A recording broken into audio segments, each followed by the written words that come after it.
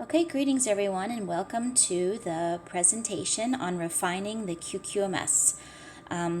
Last week, when I taught you how to do the QQMS with Chapter 6, the chapter on Harlow, it was just, do you understand the assignment, right? We were kind of, if you're picturing being in an airplane, we were at 30,000 feet last week, looking down on the whole assignment and just trying to make sense of what it is and how to do it, right?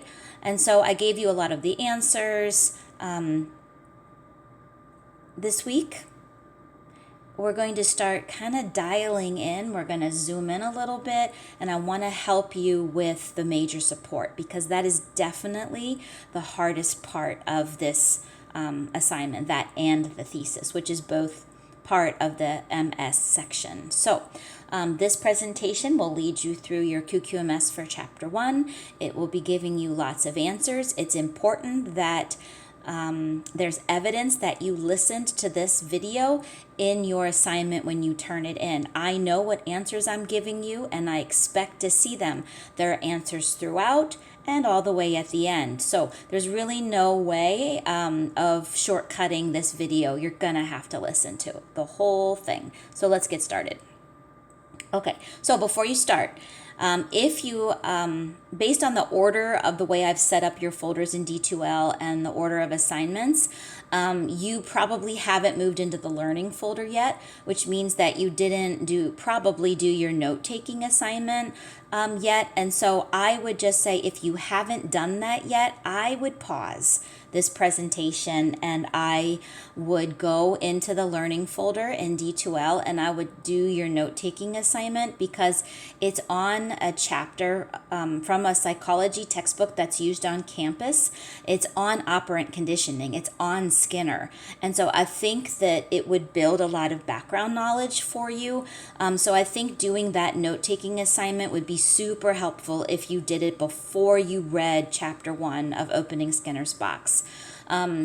If you've already read the chapter and it's too late for that, well, let's just keep going. But if you haven't, I would go do that first and come back. Okay, so step 1 is to read Chapter 1 of Opening Skinner's Box if you haven't done that already. So pause the presentation here and read the chapter. You cannot move forward and make sense of the rest of what I'm talking about or do your QQMS if you've not read the chapter. Remember, write questions in the margins as you read and underline or mark passages you like because that's the first two sections, your Q and your Q section of the QQMS, and that way they're done as you're reading. So do that. All right, so pause here if you haven't read the chapter. Okay, so first step for your QQMS is to do those Q and Q sections, which you hopefully completed while you were reading. So this is the easy part, get it done. So remember, for an A, you need to pull 3 quotations and explain why you picked them, and you also need to ask 3 good questions and explain why you're asking those. For a B starting grade, 2 of each, and for a C, 1 of each. So you decide how much effort you want to put in here, but remember, this is the easiest part, and with a starting grade of an A, it is much easier to do well on this assignment. Okay, so pause the presentation here and do the Q and the Q part of your QQMS. Now for the major support. Remember, this is the hard part, so I'm going to provide a lot of support in this section. So I've done an outline of the beginning of the chapter from page 7 to the top of page 11. So I outlined that part of the chapter. I want you to read my outline, and I want you to compare the information that you see in my outline with the book. So that means go to page 7, reread that part of the chapter, keep this slide up, and look at how I've broken down the information that Lauren Slater gave on these pages. So pause the presentation here so that it stays right on this slide. Go back to page 7 and do that right now. Okay, you're back, so that means you've done that. So now we need to refine your major support because there's just too much here. You are not being asked to outline these chapters. So how do you do that? That's the hard part, right? All right, well, let's keep going.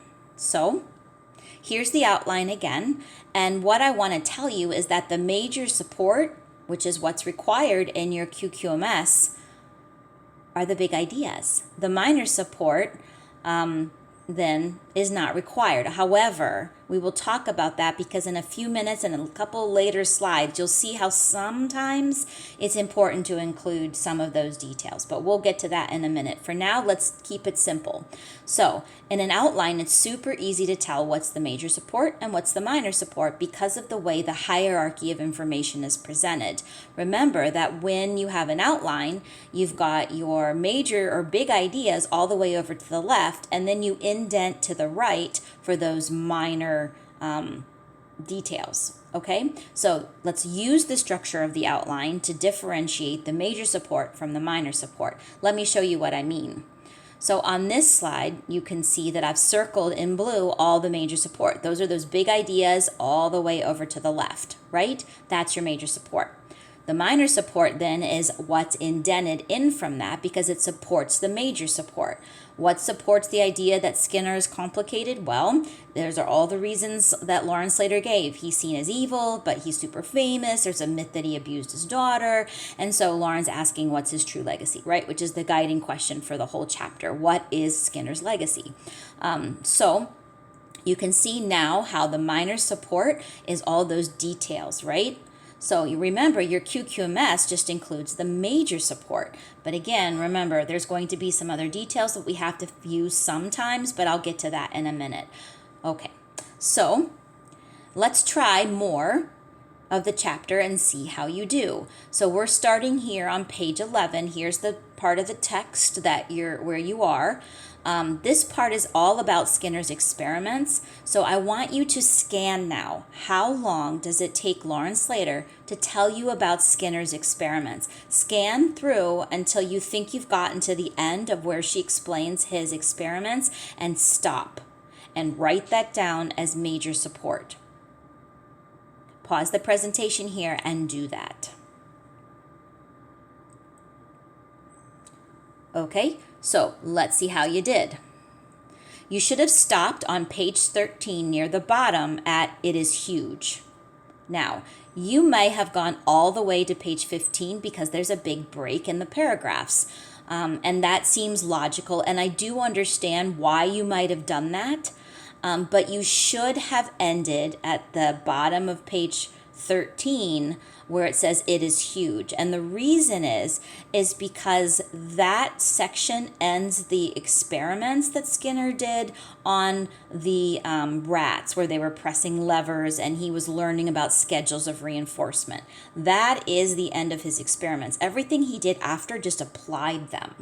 And so that is going to be a separate major support. It's actually the next major support. So again, you should be at the bottom of page 13 by "It is huge." And that should be your major support. So here is the outline for pages 11 to 13. So how should we write the major support? How can we take our outline and write the major support? Well, let me show you what I did. So the major support then is in blue off on the left. Skinner develops operant conditioning, shaping behavior through reinforcement.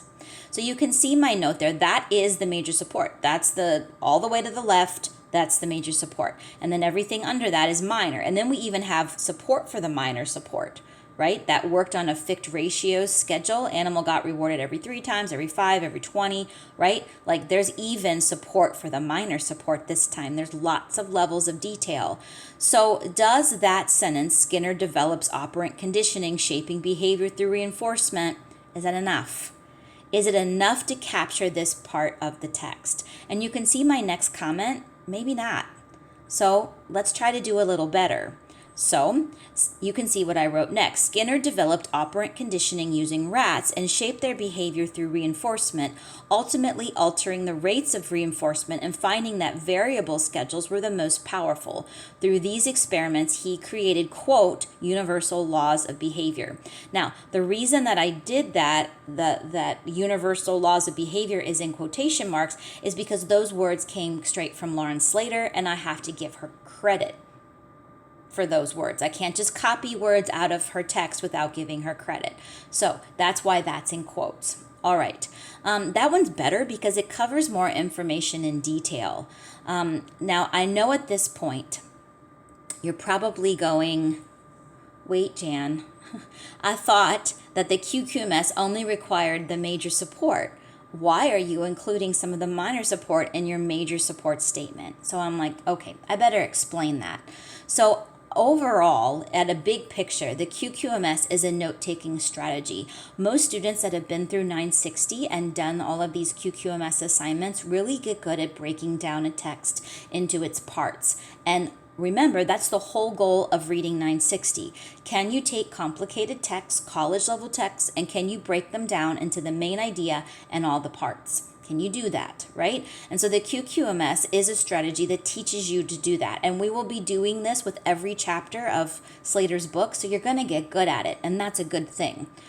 Students tell me again that this skill is the one they transferred to all of their classes they took after my class. So we need to make sure that as a note-taking strategy, the QQMS is achieving the goal of helping you learn the information for the course. So sometimes the major support's really general and doesn't make a good study tool, and it doesn't record enough of the information that's presented, right? It's not always going to hit everything you want. So in order to show you understood the information, sometimes you have to add minor supporting details to help clarify the major support. So that could be because you might lack background knowledge. So the more background knowledge you need is the more minor details you'll have to add in your QQMS. Because again, it's not helpful if you don't know anything about Skinner and you don't know anything about his experiments with the rats. Then let me go back to the other slide. Just saying Skinner develops operant conditioning, shaping behavior through reinforcement, that's probably not enough. You're not going to remember what that means or what he actually learned and what he found. Now, I have just that. The only big detail I have is the variable rates. You might also have to talk about fixed ratio schedules, fixed interval schedules, and extinction. You might have to add more than even I added in order to capture all of the information, especially if you're going to use this as some kind of study tool, right? It's not a very good tool if it's not specific enough to help you learn the information.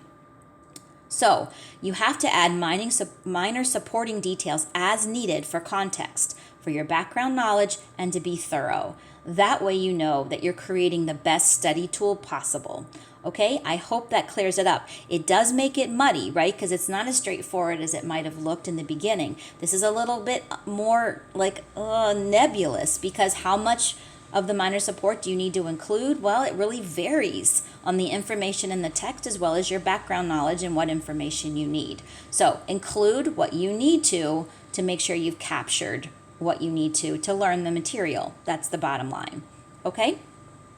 All right, so now try the next section, the rest of page 13 to page 15, and end at the paragraph break.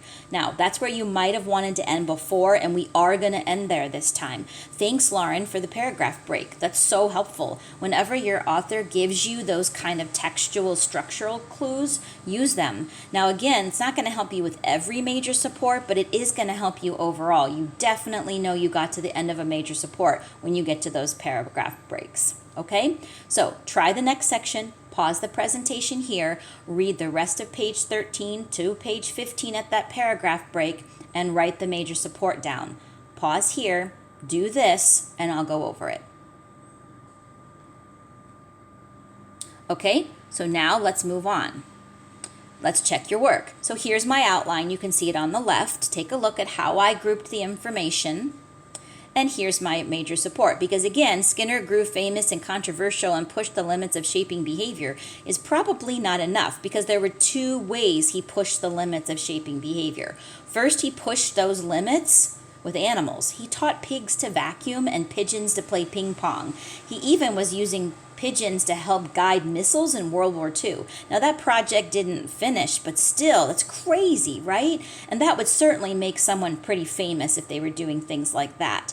But also, he pushed those limits and how the theories applied to humans, right? Because he wanted to create a society with behavioral engineering so that there'd be scientific control of humans. Those are Lauren's words, so I have them in quotes, right? And so there's two ways he pushed those limits that made him both famous and controversial. So here's my major support. Skinner grew famous and controversial by pushing the limits of shaping behavior, both in animals by teaching pigs to vacuum, and in theories over application to humans by discussing ideas to condition all people in a society to behave as scientific control of humans. Those are Lauren's words, they're in quotes, right?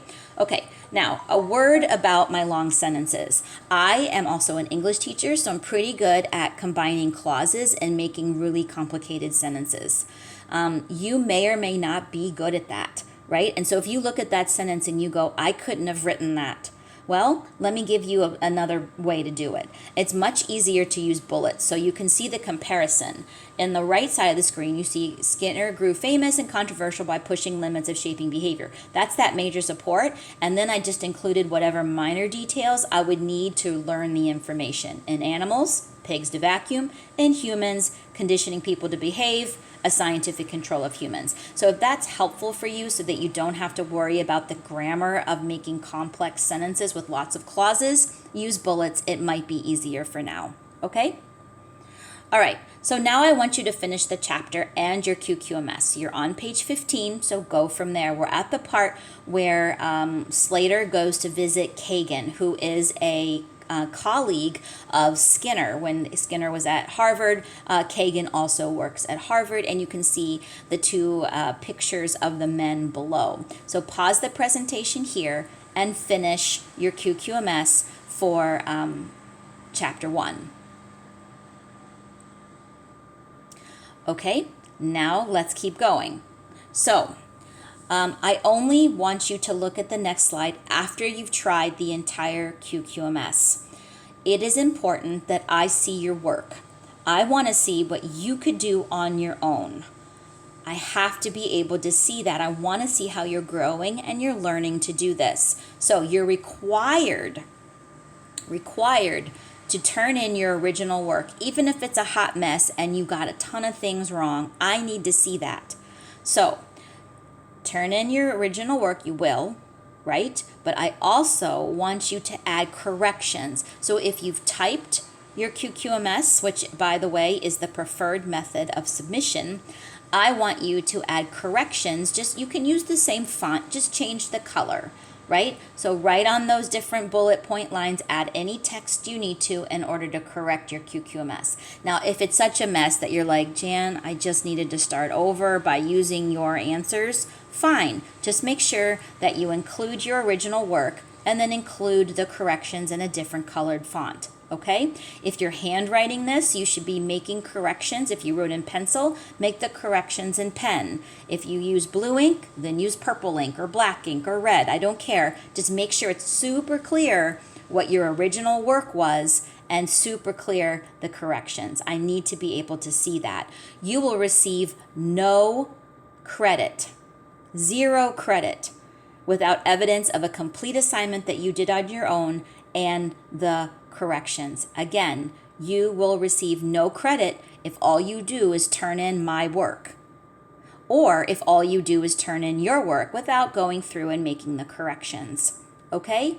So make sure you get credit. By the way, you will receive full credit on this assignment as long as you try it and make the corrections. As long as you do that this week, you get full credit. Okay. So here's the remainder of my outline for Chapter 1. Use this to help you write your major support for the rest of Chapter 1. Again, make corrections, make sure they're in a different color because I want to see your work compared to my work, okay? Pause the presentation here as you work out those corrections. Okay, next. The next thing we want to do is the last part of the QQMS assignment. Some students think the major support's the hardest and some think the thesis is the hardest.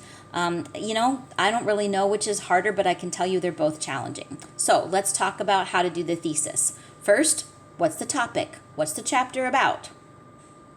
Then, what is the most important thing that Lauren Slater wants us to know about the topic of Chapter 1? And what's important in answering the guiding questions for the book from page 3. Who are we? What makes us human? Are we truly the authors of our own lives? What does it mean to be moral? What does it mean to be free? So you should have a pretty good idea of what point Lauren Slater was making. So combine those two bullets to write your thesis for chapter 1. Here's your sentence starter. In chapter 1 of Opening Skinner's Box, Lauren Slater tells the story of, and now go ahead, pause the presentation here and try to write your thesis statement. Answer the first two bulleted questions and combine them into your thesis with that sentence starter. Pause the presentation here and do that. Okay, now let's move on. So here's mine, make corrections, and you will have them because I have 2 thesis statements. What, right? That seems confusing, but I'm going to tell you why there's 2 this time. First, Lauren had 2 goals, right? She had a goal in this chapter just to talk about Skinner's legacy. Who is he? That's how she started the whole chapter. She said if you ask undergraduates from college about Skinner and who he was, they're going to say, oh, that guy was evil, right? And so she's like, what is his legacy? And so that guiding question is what she was trying to answer throughout the entire chapter. And so you have to acknowledge that that's what she was trying to do, right? And so one of your thesis statements must cover what Slater ultimately decides is Skinner's legacy. Okay, now let's look at that thesis first. And I got inspiration from this thesis from page 21 at the very bottom of the page. And why don't you open your book and go there? It's at the very bottom of page 21. If you need to pause the presentation to grab your book and open to page 21, do that. Okay, the bottom, very last paragraph on page 21.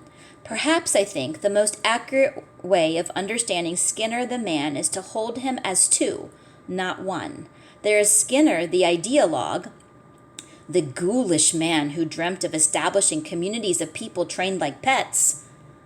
And then there is Skinner, the scientist, who made discrete discoveries that have forever changed how we view behavior.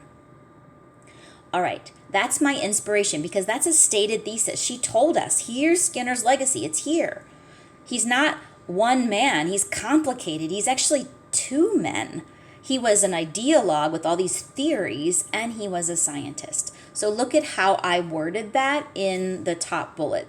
In chapter 1 of Opening Skinner's Box, Lauren Slater tells the story of Skinner's life and research in order to determine his legacy, which is that he should be remembered as both a scientist who through his experience created universal laws of behavior that are still used today, as well as an ideologue who wanted to apply his laws to control and shape the behavior of all people in society in order to stop punishing and turn the focus on the influences of environment on human behavior. All right, there you go. Who was Skinner? He was 2 guys. Okay, he was first the scientist and then the ideologue. That satisfies the question, who was B.F. Skinner? Okay, and that we have to address that because that's how she started the chapter. Who is this guy? What's his legacy? All right, now the second part is how does this chapter connect to the guiding questions of the book, right? Who are we? Are we truly the authors of our own lives? Well, this chapter actually addresses that, right? Because it's this whole idea of free will. If we have free will, then we are the authors of our own lives. We are in charge of all of our decisions. I got up today because I had the free will to choose to do that. You're taking this class because you, in your own free will, chose to do that, right? So we are the authors of our own lives. That's one side. But Skinner tried to say, actually, you're not. There's no such thing as free will. Every behavior that you do during any given day is based on conditioned responses to your environment. So, for example, are you taking this class because you've been conditioned to think that a college degree is the next step beyond high school? Have you been conditioned to observe that people need degrees to get good jobs and advance in society? Is that why you're taking the class? So the reason you got up this morning is because you're conditioned to understand that people that get up early and work hard achieve what they want, and in this case, a college degree? Have you been conditioned or did you choose it? And ultimately, that's a really tough thing to answer. How do you even answer that question? Which is why Lauren, I think, ends the chapter the way she does. If you remember, at the very end of the chapter, she goes to see Skinner at Skinner's house, right? And she goes down to his study, and Julie's showing her around, and Julie points out a piece of chocolate that Skinner was supposedly eating the day that he died, or the day that he was rushed out of the house. And so Slater picks it up, which is crazy. First of all, that Julie even leaves her alone in Skinner's study, but also that